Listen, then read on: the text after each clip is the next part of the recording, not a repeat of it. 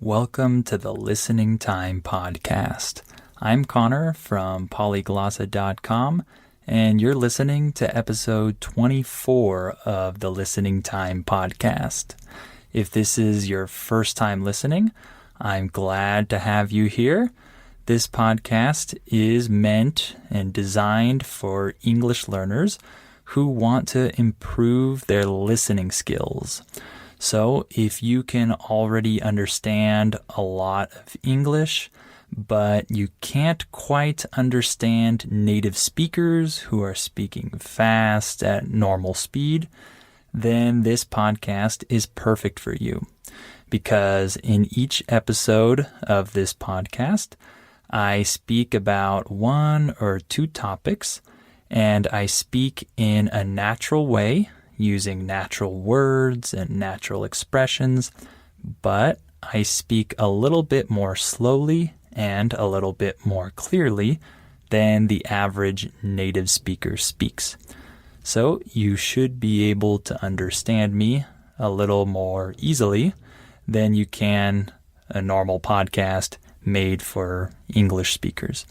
But the goal with this podcast is to help you reach the level where you can understand me really easily, and then you can eventually move on and listen to those podcasts made for English speakers. Also, remember that the transcript is available for each episode, and you can access that in the details part of the episode. That should be a good tool to help you understand words or phrases that you missed the first time around. So I always recommend listening to each episode multiple times, maybe one time without the transcript, and then with the transcript, and then without again, just to practice in this way until you can understand everything that I say without the transcript. Okay, so today we're going to talk about leadership. This is a good topic to talk about because I think that many people want to be good leaders and have good leadership qualities. So this should be a fun topic. Before we start, remember to sign up for our $1 listening practice seminars at polyglossa.com and check us out on all of our social media accounts. And also share this podcast with anyone else who might find it useful. And if you're listening on Apple Podcasts, give it a like, a rating, a review, and let the world know what you think about this podcast. All right, let's get started. Are your ears ready? You know what time it is. It's listening time. Okay, so first of all, what is a leader? So a leader is someone who leads, influences, and guides other people. If you're a leader, this means that other people follow you. You're an example for other people. So obviously, a leader has a very important role in their group of people. So, what are some examples of leadership roles? The word role refers to some position or some responsibility that you have. This is a role. So, first of all, there are professional leaders. For example, a boss or a manager. This could be a leader. I think most of us have had a boss or a manager at some point in our career, or maybe you're a manager or a boss. So maybe you're this type of leader. And another type of leader is a team leader. So maybe you don't have the title of manager or boss, but maybe you work with a group of people and maybe you're the leader of that group.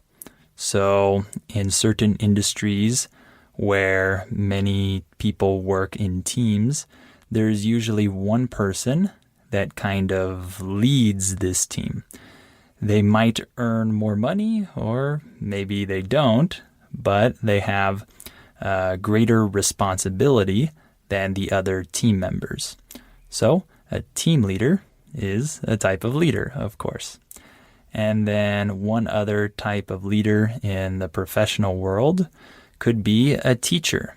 So a teacher can lead his or her students and help guide them so that they can learn. And if you work in a classroom environment, then you definitely need to lead, because there will be many other people with you who are looking at you as their example. So there aren't only professional leaders, there are also leaders in other areas of our lives as well. For example, if you're a parent, you're a leader, right? You have to lead your family. So if you're a father and you have 2 children, for example, you are the example, you are the person who is guiding these 2 people. They look to you as their example, and they hopefully follow you. So a parent could be a leader. And then among your friend group, you might notice that one person plays the leader role. That might be you, or that might be one of your friends. So maybe one of your friends is the person who always suggests an activity for you guys to do, or maybe that person always makes decisions for the group or tells the group what they should do. This would be a leader as well. So there are many different types of leaders in our everyday lives.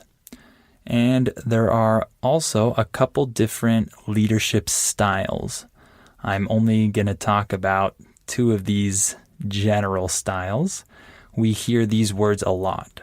There are hands-on leaders and hands-off leaders.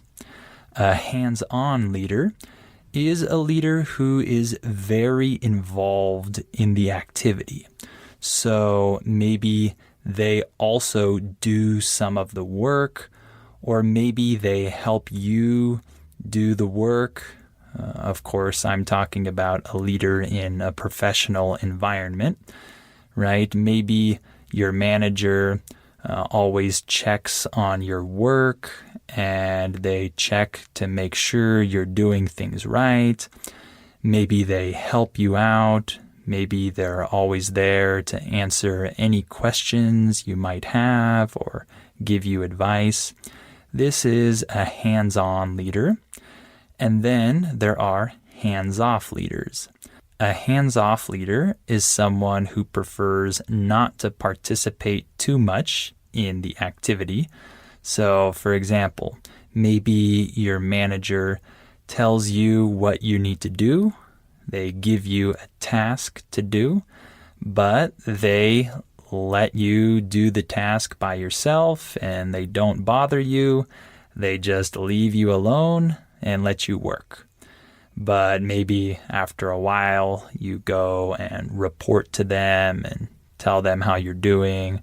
Or maybe they come by once in a while and see if you have any questions or doubts or if you need any help, but they don't hover over you. When we use the phrase hover over someone in English, we mean that the person sticks very close to you and watches what you're doing and monitors your work or your progress, etc.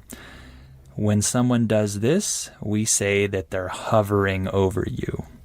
So a hands-off leader definitely doesn't hover, right? He lets you do your work, and then he'll probably check it afterwards. So leaders can be hands-on or hands-off, or maybe they're somewhere in between. Okay, now let's talk about some good leadership qualities. So, what do leaders need to do? What characteristics should they have in order to be good leaders. So I'll talk about 5 different qualities. The first one is the ability to motivate followers or motivate a team, right?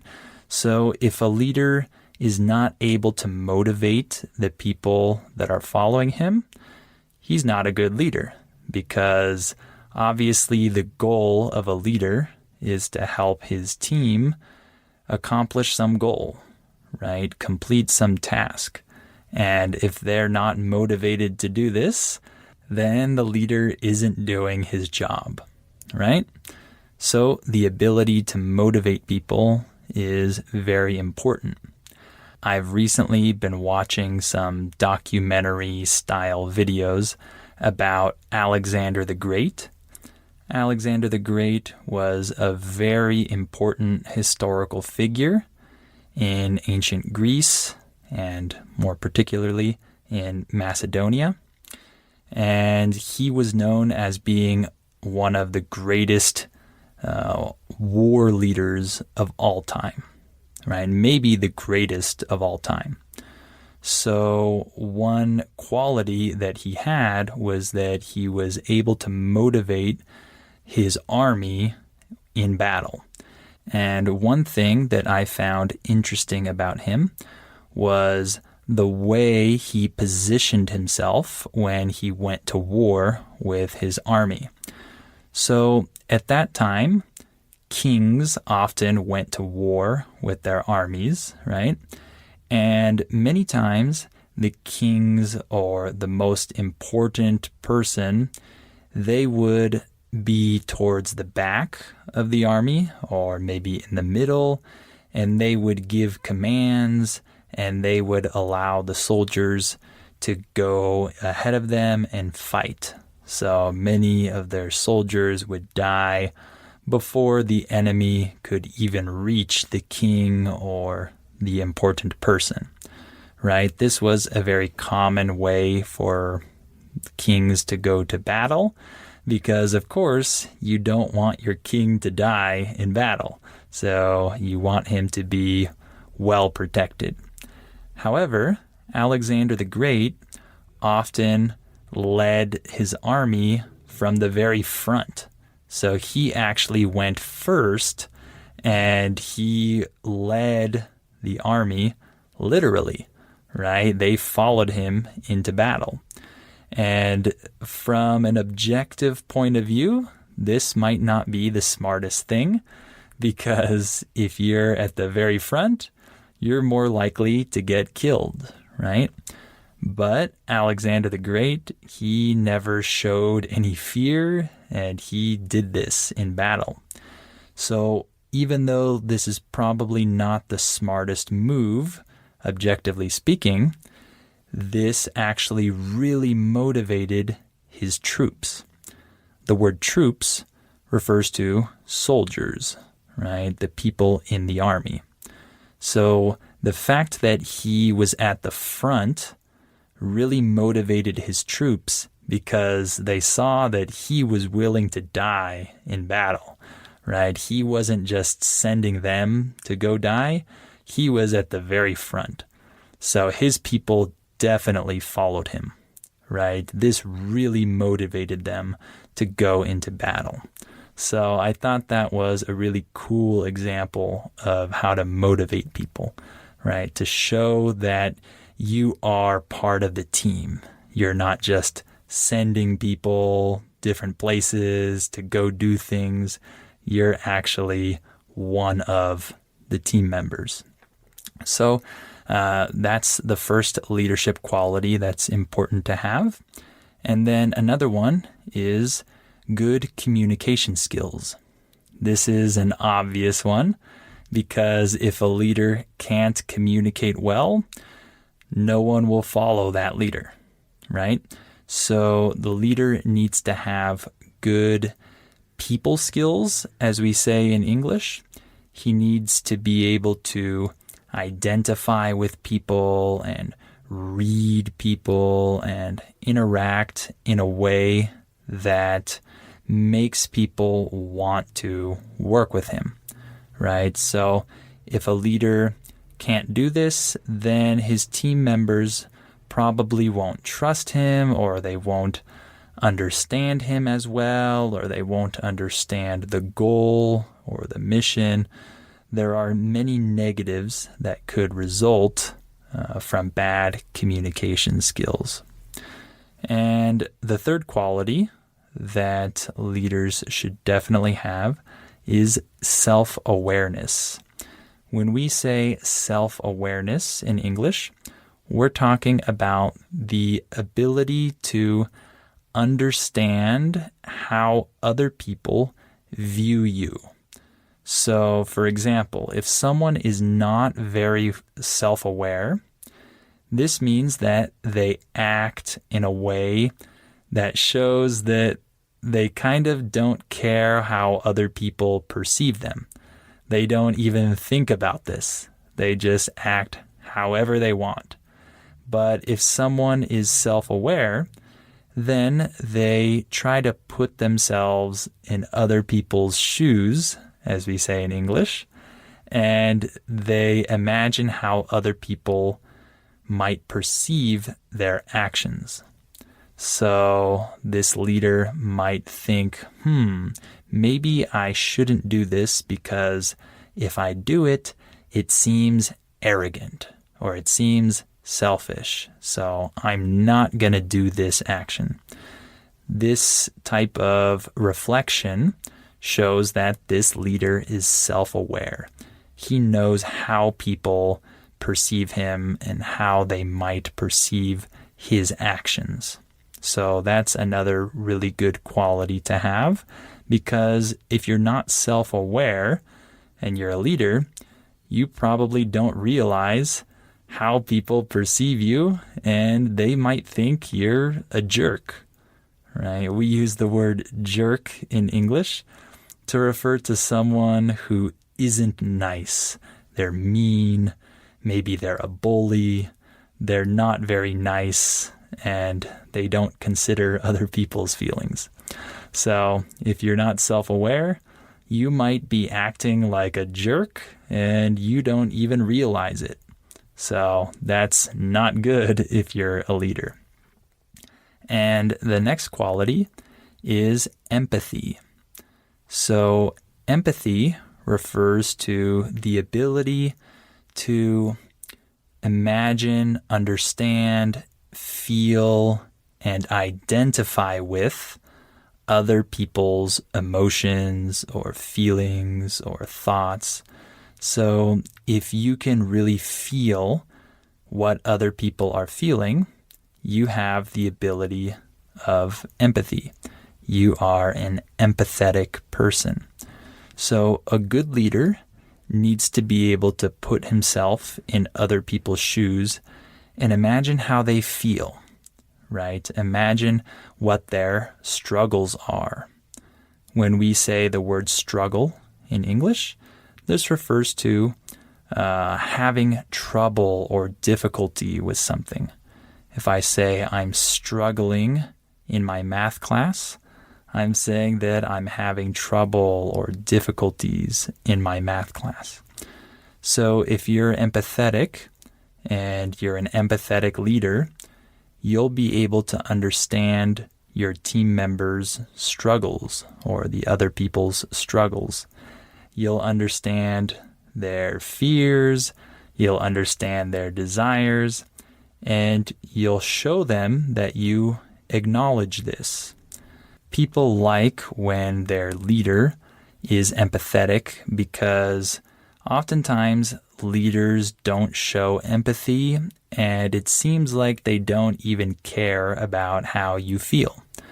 I remember in my very first job, I had a boss who was not empathetic at all. And I distinctly remember on one occasion, I had a really big problem with my work, but it wasn't my fault. Someone else had made a huge mistake, and it was affecting me in my duties. The word duties in English just means your tasks, your responsibilities. the things that you have to do. So someone else had made a huge mistake, and now I couldn't complete my work on time. And I told this to my manager, and he was completely unsympathetic and unempathetic to my feelings or my position. He just told me, I don't care, do it anyway. And I remember I was so frustrated when he said that to me. I couldn't believe that he couldn't see that it was impossible for me to complete my job because of this huge problem that someone else had caused. So this manager showed no empathy, and I remember him as being a very bad boss. So, of course, if you don't have this quality, people probably don't like you. And then lastly, another good leadership quality is the ability to delegate. The word delegate means to assign responsibility to different people, right? So if I'm a leader and I have 3 team members and there are 6 tasks that we need to complete, I might give 2 tasks to each of those members, right? I'm delegating those tasks to my team members. So a leader needs to be able to delegate because a leader can't do everything by himself. He needs to use his team members to get the job done. So if you're a leader and you're not good at delegating, you're probably not going to be efficient in your work.